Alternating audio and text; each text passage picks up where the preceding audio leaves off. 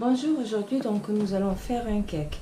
Donc pour cela nous aurons besoin d'environ de 300 g de farine, un verre de sucre, un verre de lait, un verre d'huile, 3 œufs, du sucre vanillé, de la levure chimique.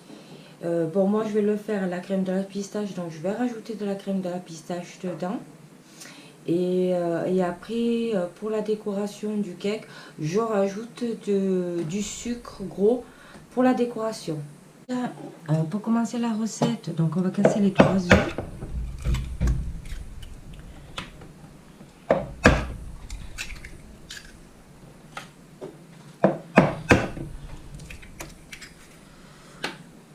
On va rajouter un verre de sucre. Mais après, pendant toute la recette, vous gardez exactement le même verre. Donc, à peu près dans ce style de verre. Voilà. Pas trop grand le verre. Donc, après, nous allons faire blanchir.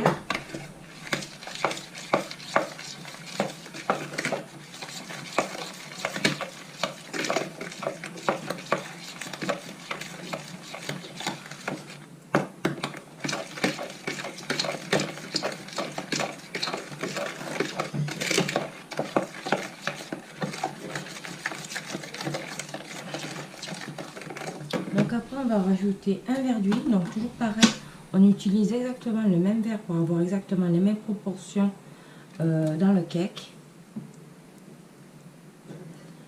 Un verre de lait.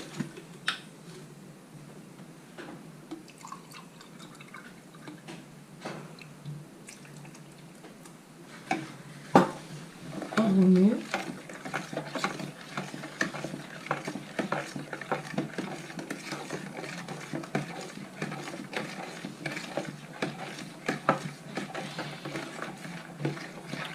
Donc là on va rajouter le sucre vanillé, comme ça donnera un petit parfum de vanille.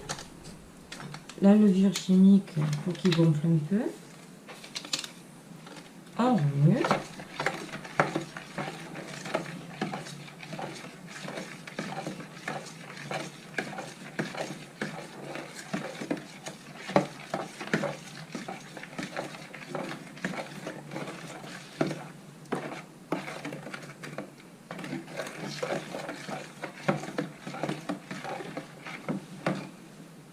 Donc là je vais rajouter la crème de pistache, mais après on peut faire, après le cake c'est une variante pareil, on peut faire un après, donc on récupère de la pâte une fois qu'elle est finie, on remue, on récupère un peu de pâte qu'on mélange avec le cacao, et ça fait un gâteau après, donc on met une couche sans chocolat, après on remet le chocolat au milieu, et après on remet une couche sans chocolat.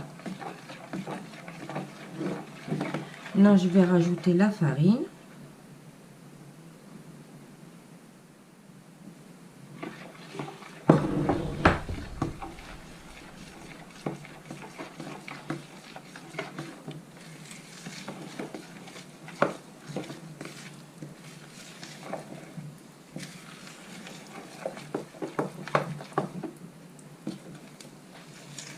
Faites attention que la farine, bon, ça fait toujours des grumeaux.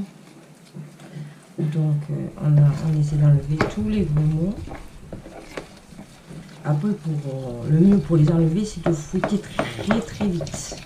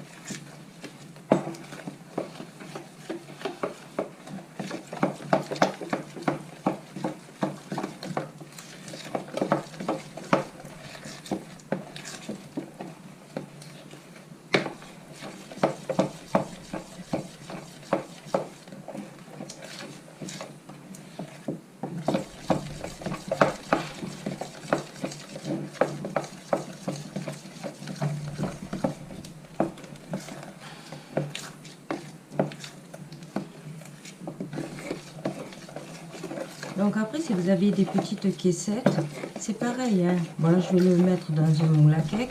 Mais après, vous pouvez faire, pour que ça soit plus présentable, si vous avez des invités, vous le mettez dans une petite caissette et c'est aussi bien. Donc maintenant, j'ai mon plat à cake. Donc il y a des épingles à linge, c'est normal, c'est pour que le temps que je verse la préparation, que le papier de cuisson reste, ne bouge pas, parce qu'après il se relève.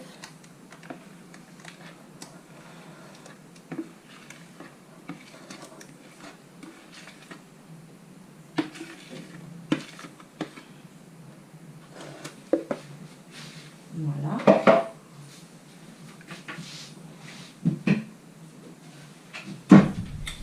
Et je rajoute, mais après ça c'est pas obligatoire, comme je vous ai dit, le gros sucre. Et je vais laisser enfourner à mon four à 50 minutes. Après j'ai un four à chaleur tournante, donc si vous avez un four à traditionnel, comptez un peu plus. Donc pareil, pour savoir si le gâteau il est cuit à l'intérieur, faut piquer. Si c'est ça, si le couteau ressort sec, automatiquement le gâteau à l'intérieur il est cuit. Voilà. Bien sûr, pour le démoulage, vu qu'il sort du four, donc il faut toujours attendre qu'il soit froid. Et après, on peut le démouler et le déguster. Bon, mais j'espère que cette recette vous aura plu elle aussi et que vous la referez. À bientôt.